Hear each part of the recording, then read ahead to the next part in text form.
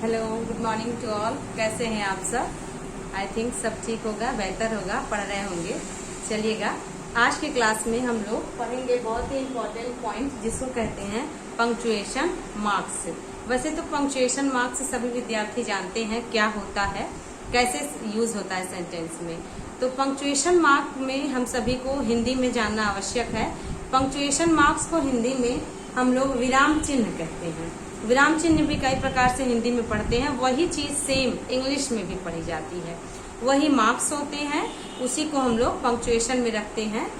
Punctuate करना means होता है किसी चीज को ठहराव के साथ या एक्सप्रेशन के साथ व्यक्त करना, वो पंक्चुएट करना कहलाता है। तो पंक्चुएशन मार्क्स के अंतर्गत मोस्टली 11 मार्क्स आते हैं जो कि हम लोग पंक्चुएशन में पढ़ते हैं। तो पंक्चुएशन मार्क्स को जानने से पहले हम सभी जानेंगे कि सेंटेंस 5 प्रकार का होता है।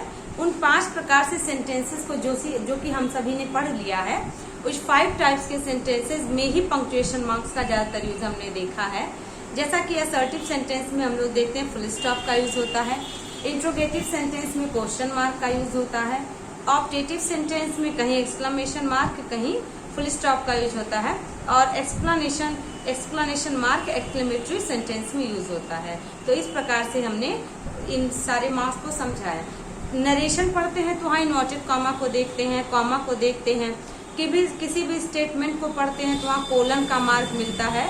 तो इस तरीके से हम सभी जानेंगे कि किसका यूज कहाँ होता है और क्या एग्जैक्ट प्लेस है किस चीज को यूज होने का। क्योंकि कई विद्यार्थी तो ऐसे पढ़ते पढ़ते ही समझ जाते हैं, लेकिन इसका एग्जैक्ट क्या है रीजन, कहाँ पे यूज होना है, सुटेबल वर्ड क्या है, इससे रिलेटेड एग्जाम में बहुत सारे क्वेश्चंस आते हैं। जैसे कि एक सेंटेंस दे देगा और फिर कहेगा कि इसमें से कौन सा पंक्चुएशन मार्क वाला सेंटेंस सही है, सही यूज हुआ है कॉमा का, सही यूज कोलन का हुआ है, सही यूज इन्वर्टेड कॉमा का हुआ है, एपॉस्ट्रॉफी मार्क्स होते हैं, ब्रैकेट्स होते हैं। ये सभी हम सभी के पंक्चुएशन मार्क्स में आते हैं। एपॉस्ट्रॉफी का चिन्ह जैसे डोंट कहना हो, कांट कहना हो, एपॉस्ट्रॉफी टी लगता है एन के बाद, या एपॉस्ट्रॉफी एस जैसे कह दिया जाए राम्स ब्रदर, तो राम एपॉस्ट्रॉफी का चिन्ह और एस, तो वो क्या होता है, कैसे एग्जैक्ट यूज होता है, उसको हम सभी सीखेंगे।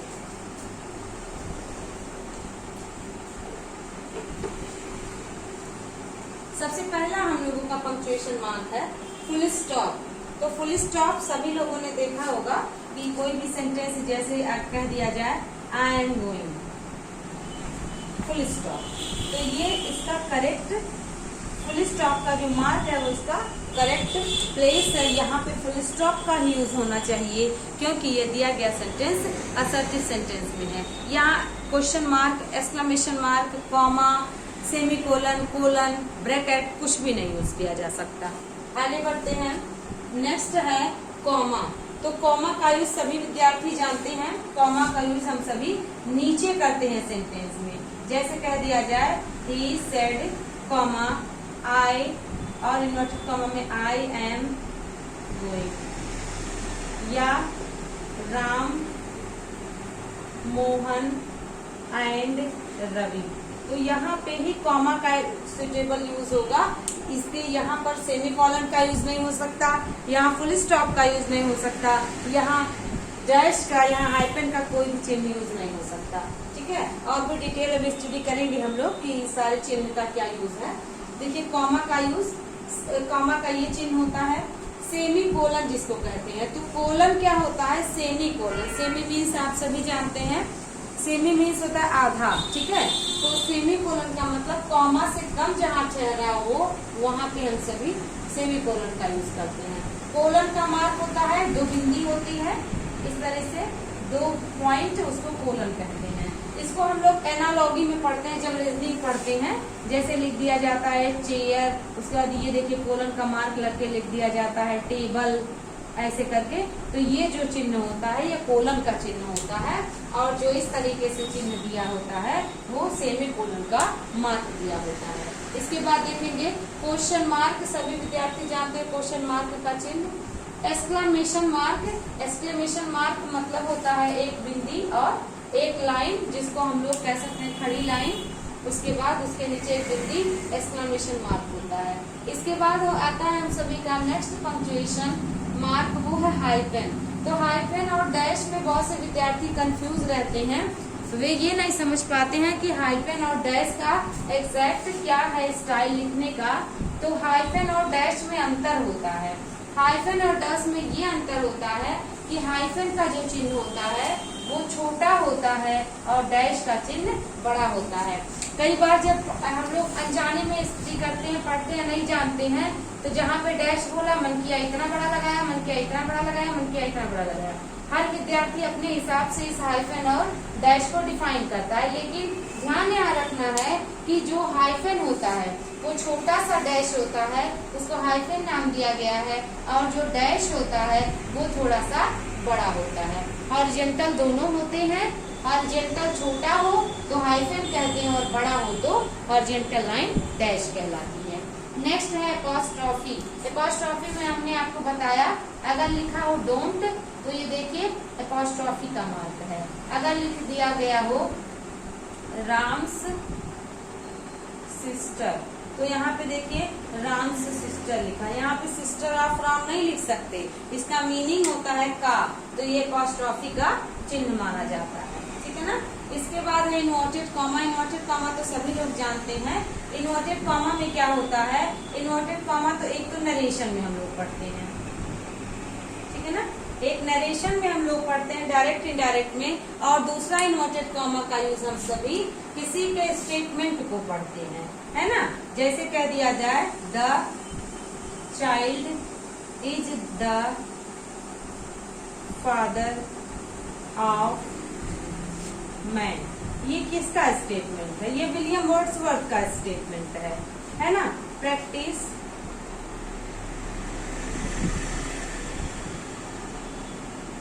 मेक्स अ मैन परफेक्ट, ये क्या है, ये फ्रांसिस बेकन का स्टेटमेंट है। तो जो स्टेटमेंट रहता है वो स्टेटमेंट हमेशा इन्वर्टेड कॉमा में ही लिखा जाता है। तो इन्वर्टेड कॉमा का मेनली दो यूज हम सभी जानते हैं, एक होता है नरेशन में रिपोर्टेड स्पीच को लिखते समय, और दूसरा यूज इन्वर्टेड कॉमा का सुटेबल होता है जब किसी के स्टेटमेंट को लिखते हैं। ठीक है ना। तो ये हम सभी हाइफन को इन्वर्टेड कॉमा को समझे। उसके बाद ब्रैकेट्स का यूज तो सभी विद्यार्थी जानते हैं। ब्रैकेट्स का यूज क्या होता है, ये वाला ब्रैकेट हो जाता है और ये वाला ब्रैकेट हो जाता है। तो ज्यादातर आपने देखा होगा छोटे विद्यार्थियों को जब पढ़ाया जाता है तो ये वाला ब्रैकेट सही गलत में कर दिया जाता है, और ये वाला ब्रैकेट किसी भी चीज को बीच में रखने के लिए ब्रैकेट कर दिया जाता है, ब्रैकेट में उस चीज को समझा दिया जाता है, तो ब्रैकेट कहलाता है। तो इस तरीके से हम सभी ने देखा कि कैसे 11 पंक्चुएशन मार्क्स होते हैं, उनको 1 बाय 1 हम लोग अभी डिटेल स्टडी कर रहे हैं। तो चलिए देख लेते हैं पंक्चुएशन मार्क के सबसे पहले क्या रूल है। तो सबसे पहले हम सभी देखेंगे कि फुल स्टॉप का क्या रूल है। फुल स्टॉप का यूज दो प्रकार से होता है मेनली सेंटेंस में। एक होता है कंप्लीट सेंटेंस के अंत में, मतलब क्या असर्टिव या नेगेटिव या इम्परेटिव सेंटेंस कोई भी हो, बट वो कंप्लीट सेंटेंस हो। कंप्लीट सेंटेंस का मतलब जिसका सेंस कंप्लीट हो, तो उसको कंप्लीट सेंस में कहेंगे। ऐसा नहीं है कि सिर्फ अफर्मेटिव और नेगेटिव इम्परेटिव सेंटेंस हो और वो भी कंप्लीट सेंस देता हो, तो वो भी फुल स्टॉप को फॉलो करेगा। दूसरा यूज है अब्रिविएशंस एंड इनिशियल लेटर्स के बाद। अब्रिविएशंस का मीन्स होता है किसी चीज को संक्षिप्त करना। जैसे अगर आप कह दें मैं बीए कर रहा हूँ, तो आप बोलोगे आई एम परसुइंग बीए। आप बैचलर ऑफ आर्ट्स ऐसे नहीं पूरा कंप्लीटली बोलोगे, या मास्टर ऑफ आर्ट्स नहीं बोलोगे, बीएससी बोलोगे, है ना। इस तरीके से बोलोगे।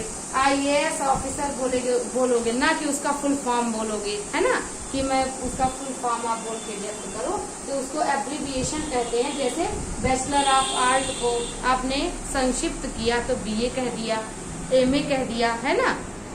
तो उसके बाद और इनिशियल लेटर्स का मतलब होता है शुरुआती शब्द जो होते हैं उसको इनिशियल लेटर्स बोलते हैं। उसको भी उसके बाद भी क्या करते हैं हम लोग फुल स्टॉप का यूज करते हैं। जैसा कि सेंटेंस लिखा है रोहन हैज अ बुक, तो Rohan has a book sentence का कंप्लीट सेंटेंस है ये, और सेंस भी कंप्लीट दे रहा है। तो यहाँ पे हम लोग किसका यूज कर सकते हैं, यहाँ पे फुल स्टॉप यूज हो जाएगा और कोई भी मार्क हम यहाँ नहीं यूज कर सकते। आगे देखेंगे he told me that he was playing, he told me that he was playing, ये he said to me comma inverted comma में इस तरीके से सेंटेंस लिखा रहा होगा। इनडायरेक्ट स्पीच हम लोग बनाने के लिए कॉमा को रिप्लेस करके कंजक्शन लगाए और लास्ट में इन्वर्टेड कॉमा को हटा करके फुल स्टॉप का यूज करना है। तो ये इनडायरेक्ट स्पीच में भी अंत में हम लोग फुल स्टॉप का यूज करते हैं। और जब इनडायरेक्ट को हम जब क्वेश्चन वर्ड वाले सेंटेंस को यानी इंट्रोगेटिव सेंटेंस को जब हम लोग बनाते हैं डायरेक्ट से इनडायरेक्ट, तो वहाँ पे क्वेश्चन मार्क का चिन्ह होता है और उस क्वेश्चन मार्क के चिन्ह को भी हटा करके फुल स्टॉप का यूज हम सभी को करना होता है ना। इसके बाद देखिए नेक्स्ट सेंटेंस है कम हेयर। कम हेयर का मतलब यहाँ आओ, गो देयर वहां जाओ। हमारा सेंटेंस कंप्लीट हो गया, सेंस भी कंप्लीट हो गया, तो यहाँ भी फुल स्टॉप का यूज कर सकते हैं। नेक्स्ट है there was a king. There was a king एक राजा था, फुल स्टॉप, ठीक ना। अब उसके आगे की स्टोरी बाद में चलेगी। His son is an IAS। IAS को फुल फॉर्म नहीं आप कर रहे हो कि इंडियन एडमिनिस्ट्रेटिव सर्विस, है ना।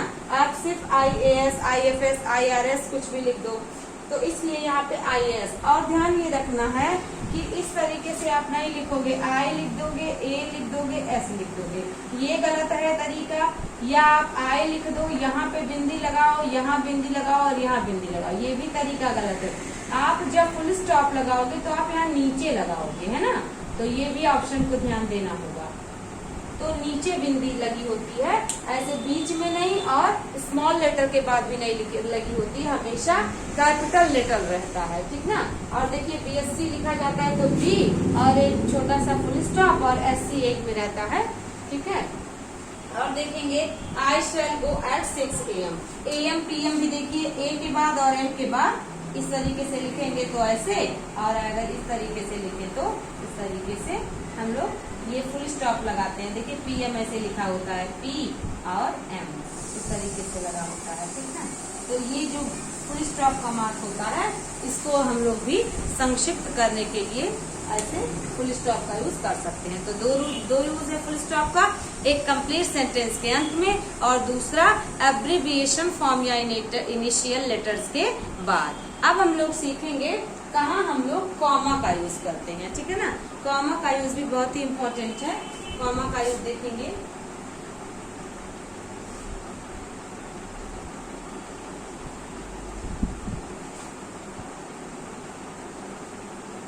कॉमा का यूज जानने के लिए हम सभी को जानना है कि कॉमा का मार्क कैसे होता है।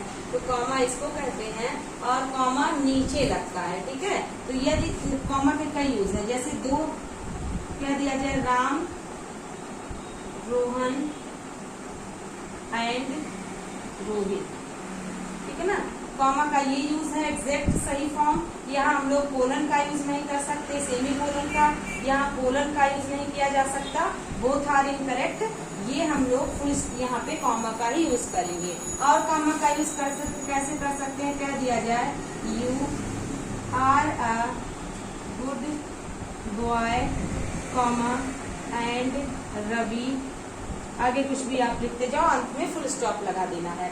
तो जो ये कंजक्शन का यूज हम लोग करते हैं, कंजक्शन के यूज के पहले भी हम लोग कॉमा का यूज करते हैं। जब आपको कंजक्शन पढ़ाया जाता है तो लिखते समय कॉमा का यूज लिखा तो जाता है, लेकिन कभी मुख से अध्यापक नहीं कहते हैं कि कॉमा उसके बाद आप कंजक्शन लिखो। तो कई विद्यार्थी कॉमा को स्किप करके सिर्फ कंजक्शन लिख के आगे का सेंटेंस जोड़ देते हैं, ये गलत तरीका है। यदि ऑप्शन में आपको एक ऐसा सेंटेंस मिले जिसके साथ कॉमा उसके बाद कंजक्शन का यूज है तो वो ऑप्शन, और एक सेंटेंस ऐसा मिले आपको जिसमें बिना कॉमा का यूज के कंजक्शन का यूज कर दिया गया है, तो उस ऑप्शन में से जिस ऑप्शन में कॉमा के साथ कंजक्शन का यूज किया होगा उसको हम लोग करेक्ट करेंगे। कॉमा को हम लोग पॉज भी तो कहते हैं, उसको सिज्यूरा भी कहते हैं, ठीक है। इंग्लिश लिटरेचर की दुनिया में सिज्यूरा मतलब भी होता है छोटा सा पॉज, उसको हम लोग पॉज कहेंगे तो जहाँ पे आप पॉज लेकर के कोई भी बात करें उसको कॉमा कहते हैं, और वहाँ पे कॉमा का यूज किया जाता है। ठीक है, कॉमा का यूज करके आप दो सेंटेंस को ऐड कर सकते हैं विदाउट कंजक्शन, और कंजक्शन का यूज करने के बाद भी आप कॉमा का यूज करेंगे, और आप दो सेंटेंस को जोड़ने के लिए भी कॉमा का यूज करेंगे, और दो वर्ड को भी जोड़ने के लिए कॉमा का यूज किया जाता है। कॉमा के और भी इम्पोर्टेंट यूज हैं जो कि हम लोग जानेंगे और देखेंगे। कॉमा का यूज अपोजिशन की बात करते हैं। अपोजिशन का मतलब होता है सब्जेक्ट का एक बार जिक्र कर देना, इसके बाद सब्जेक्ट को, जब हम सभी ने सिंपल कॉम्प्लेक्स और कंपाउंड सेंटेंस की स्टडी की थी तो सिंपल कॉम्प्लेक्स कंपाउंड की स्टडी में सभी विद्यार्थी एकेडमिक लेवल पे देखते हैं कि सिंपल सेंटेंस को सेपरेट को कंबाइंड सेंटेंस बनाने के लिए बहुत सारे मेथड्स को अप्लाई करने पड़ते हैं। तो एक मेथड होता है कि दो या दो से अधिक सेपरेट सेंटेंस को कंबाइन बनाना। तो कंबाइन कैसे बनाया जाता है, एक हम लोगों का अपोजिशन होता है। अपोजिशन का मतलब सब्जेक्ट की एक बार बात करना और उसके बारे में कहते रहना। जैसे अगर सेंटेंस में कहा जाए कि Rabindranath Tagore was a Bengali poet, he wrote Gitanjali and he got Nobel prize, है ना, फॉर गीतांजलि, ऐसे करके अगर कह दिया जाए तो बात किसकी हो रही है, रविन्द्रनाथ टैगोर की। तो रविन्द्रनाथ टैगोर की जब बात हो रही है तो रविन्द्रनाथ टैगोर का एक बार जिक्र होगा सेंटेंस में, बार बार रविन्द्रनाथ टैगोर नहीं लिखेंगे आप, और बार बार सेंटेंस में ही का भी जिक्र नहीं करेंगे कि रविन्द्रनाथ टैगोर के लिए ही बार बार आप यूज करें। तो जब ही का यूज नहीं करना चाह रहे हैं तो comma got Nobel prize for Gitanjali, comma wrote Gitanjali, आप ही रोट नहीं लिख रहे हैं, ही गॉट नहीं लिख रहे हैं। तो जब सब्जेक्ट को मिस कर दिया जाता है, स्किप कर दिया जाता है, एक बार सब्जेक्ट की स्टार्टिंग में जिक्र की जाती है तो वो हमारा अपोजिशन की स्टाइल कहलाता है, और उसमें भी हम कॉमा का यूज करते हैं। तो देख रहे हैं Nehru comma our first prime minister comma is popularly known as Chacha. यहाँ पे कॉमा ना लिख करके फुल स्टॉप के बाद ही लिखा जाए तो अलग अलग सेंटेंस हो जाएगा, लेकिन एक सेंटेंस जोड़ने के लिए Nehru comma our prime minister comma is popularly known as Chacha, तो इस सेंस में हम सभी अपोजिशन के सेंस में भी कॉमा का यूज करते हैं। और कॉमा का यूज कैसे कर सकते हैं, जब किसी बात को आप दोहराते हो, फ्रीक्वेंसी बोलते हो, जैसे आप कहते हो हे कम कम गो गो, ऐसे आप बोलते हो, तो इस सेंस में भी हम लोग पहले वाले के पहले कॉमा का यूज कर सकते हैं, है ना। और इसके बाद देखिए, जैसे आप किसी चीज को बुलाओ, boys sit down, girls come here, तो गर्ल्स कह के आप जो पॉज लिए हो उस पॉज को व्यक्त करने के लिए आपने भी कॉमा का यूज किया है। इसके बाद जैसे आप बोलते कम इन, फिर पॉज लोगे, फिर नाम लोगे, तो ऐसे भी सेंस में हम सभी कॉमा का यूज करते हैं। आप एस या नो की बात करते हैं, जैसे yes I want to help you, no I don't want to help you, तो एस और नो के बाद जो आपने पॉज लिया उस पॉज को व्यक्त करने के लिए भी कॉमा का यूज किया जाता है। और देखिए लेटर्स वगैरह लिखते हैं तो dear father, your faithfully, yours sincerely, इस तरीके से लिखा जाता है, तो ऐसे सेंस में भी कॉमा का यूज किया जाता है। ही इज बिजी, जैसा कि हम लोग लास्ट क्लास में क्वेश्चन टैग की स्टडी किए थे, तो क्वेश्चन टैग में हम सभी ने सीखा था कि क्वेश्चन टैग में हम सभी एक पॉजिटिव स्टेटमेंट और नेगेटिव या negative statement positive question tag, तो स्टेटमेंट के बाद भी हम सभी कॉमा का यूज करते थे, वहां भी कॉमा का यूज होगा। वैसे तो सामान्यतः सभी विद्यार्थी कॉमा का यूज जानते हैं, लेकिन थोड़ा सा एक बार स्टडी करने से भूलेगा नहीं, उसके बाद ये कॉमा का यूज हो गया। अब हम सभी सीखेंगे कोलन और सेमी कोलन का यूज। तो कोलन का यूज सबसे पहले देखेंगे, सेमी कोलन का यूज देखेंगे। तो सेमी कोलन और कोलन का यूज कब किया जाता है, जब किसी सेंटेंस में कॉमा से अधिक पॉज हो तो वहां पे सेमी कोलन का यूज किया जाता है। और दो क्लॉजेस को अलग करने के लिए भी सेमी कोलन का यूज किया जाता है। जैसे कह दिया जाए Ram was happy, semi colon, इसके बाद कह दिया जाए मोहन वॉज नॉट हैप्पी। ये सेंटेंस हम सभी का लिखा है। अगर हम इसको ऐसे चाहें तो ऐसे भी तो लिख सकते थे, राम वॉज हैप्पी बट, तो कॉमा का यूज कर देते, कंजक्शन लगा देते, मोहन वॉज नॉट हैप्पी। इस तरीके से भी सेंटेंस हमारा करेक्ट है। लेकिन जब हम सभी अलग करेंगे तो इस सेंस में सेमीकोलन का यूज किया जाएगा, लेकिन जब एक करेंगे तो कॉमा और कंजक्शन का यूज किया जा सकता है। ठीक है ना, इस तरीके से हम लोग सेमीकोलन का यूज सीख लेते हैं। बस यही एक मुख्य इसका रूल है कि हम लोग इसको कैसे समझते हैं। अब हम लोग कोलन का यूज देखेंगे। तो कोलन का यूज में हम सभी देखते हैं। कोलन का यूज बहुत ही आसान है। जैसे आप बोलते हो कि आप दो स्टेटमेंट को बता रहे हो, जैसे आप कह रहे हो मोहन कोलन राम कोलन, तो कोलन का मुख्यतः यूज यहीं पर किया जाता है। व्हाट आर यू, राम ने पूछा what are you, statement question mark. तो राम ने कहा यस आई एम बिजी। तुम क्या कर रहे हो? हाँ मैं बिजी हूँ। यस के लिए अब यही स्टेटमेंट दे दिया जाए एग्जाम में और 4 ऑप्शन दे दिए जाए। तो यहाँ पे यस है तो पॉज लिया तो यहाँ कॉमा सही है, सेंटेंस के अंत में फुल स्टॉप सही है, क्वेश्चन मार्क सही है, इंट्रोगेटिव सेंटेंस है। मोहन और राम किसी को स्टेटमेंट बताने के लिए कि क्या कहा आपने, फुल ये सेमीकोलन और कोलन का यूज देखते हैं। तो सेमीकोलन का यूज क्लॉज अलग करने के लिए और कोलन का यूज हम सभी इस तरीके के स्टेटमेंट में कई बार देखते हैं। ठीक है, अब हम लोग देखेंगे क्वेश्चन मार्क का यूज तो सभी लोग जानते हैं इंट्रोगेटिव सेंटेंस में। बस यही इंट्रोगेटिव सेंटेंस में ही क्वेश्चन मार्क का यूज होता है, दोनों प्रकार के इंट्रोगेटिव सेंटेंस में, हेल्पिंग वर्ब टाइप में भी और WS टाइप में भी। ठीक है ना, बहुत ही इजी है।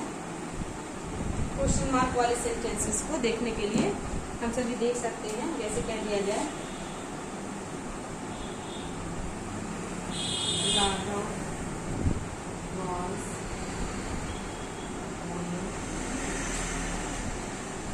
somewhere, full stop, there was full stop, question mark.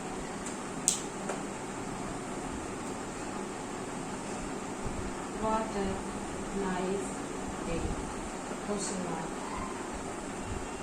What is your name?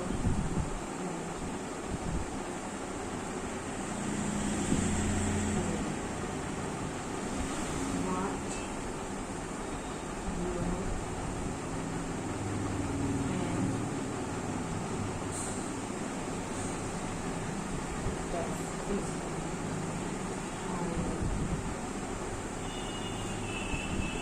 अब इन सारे सेंटेंसेस में कौन कौन से सेंटेंस करेक्ट है? ये सेंटेंस करेक्ट है, ये सेंटेंस करेक्ट है, ये इनकरेक्ट है और ये what is your friend doing ये करेक्ट है। यहाँ पे देखा जाए तो ये सेंटेंस भी करेक्ट है।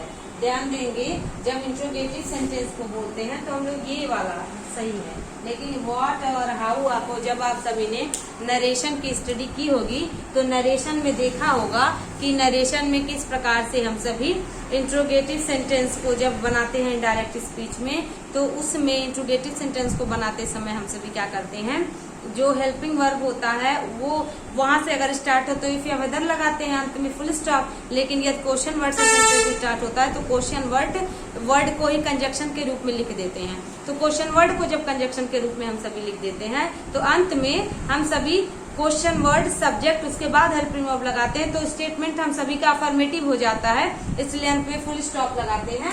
इसलिए ये वाला हमारा करेक्ट है।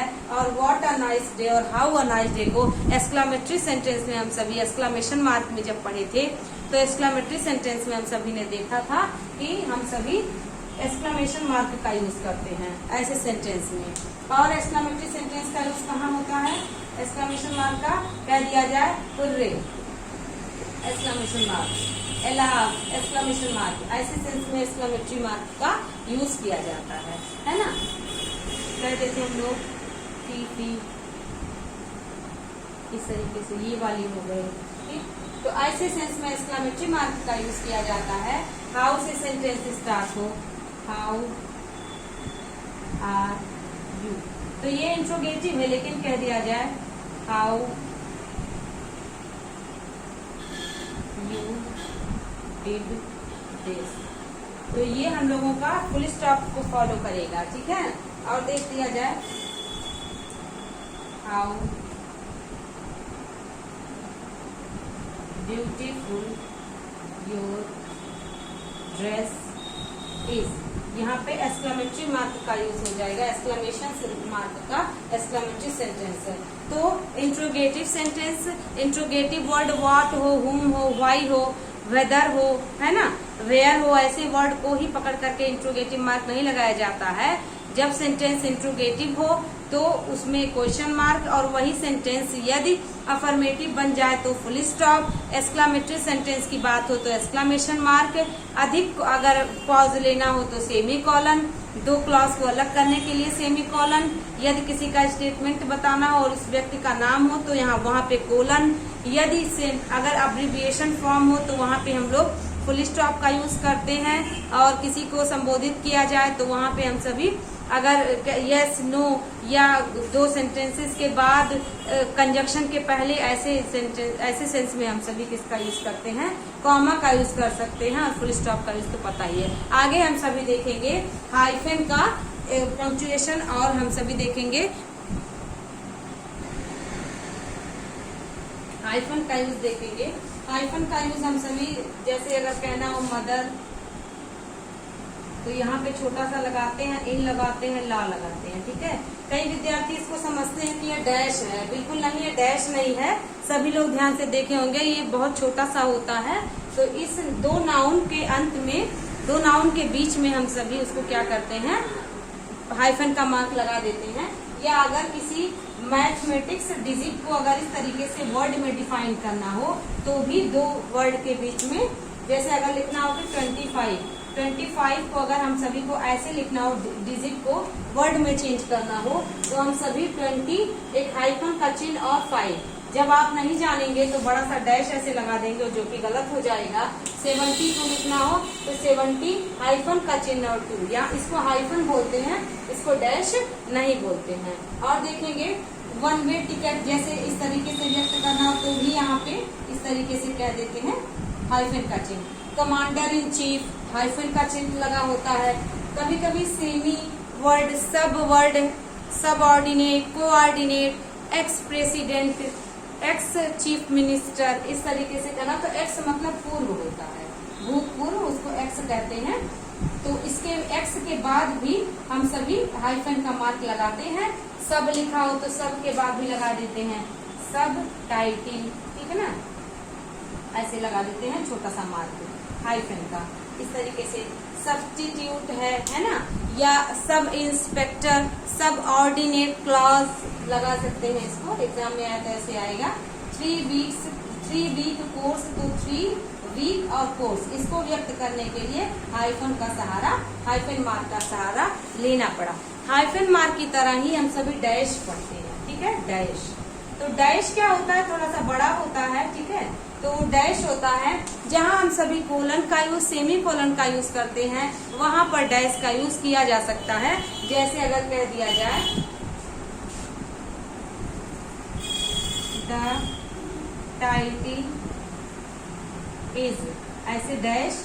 अब क्या टाइटिल है, जो टाइटिल हो उसको इन्वर्टेड कॉमा में रख सकते हैं। तो इस तरीके से हम सभी डैश का यूज करते हैं। या कह दे कि ही रिमार्क्ड, इसका क्या रिमार्क किया, डैश, अब उसके रिमार्क को कह दिया जाए, ठीक है ना।